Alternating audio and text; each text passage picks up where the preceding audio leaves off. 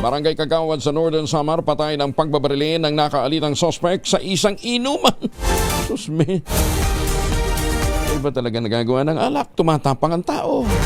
Detalye ng balita mula kay Jane Kalit Bantayan, Aris 34. May buntag mo, Jane.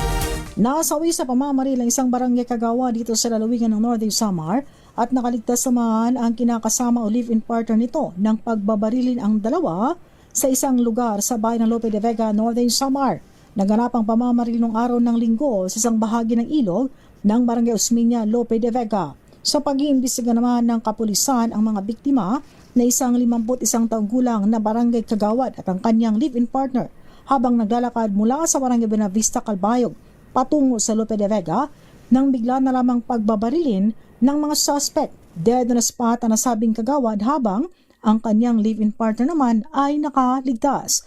Lumalabas na nagkaroon ng alitan o personal na away itong mga suspect at biktima sa gitna ng kanilang inuman na nakikitang dahilan ng nasabing insidente. Mabilis na tumakas ang mga suspect. Ngunit sa isinagawang hot pursuit operation ng kapulisan, matagumpay na naaresto ang dalawa doon sa Calbayog City sa Samar.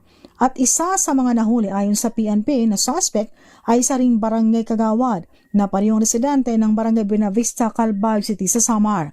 Sa kasalukuyan, nakakulong na ang mga ito at nahaharap sa karampatang kaso. Mula sa Aksyon Radyo Katarman, RH34 Jane Galit Bantayan ng DCRH. Una sa Pilipinas, una sa Pilipino. Daghang salamat, Jane Galit Bantayan.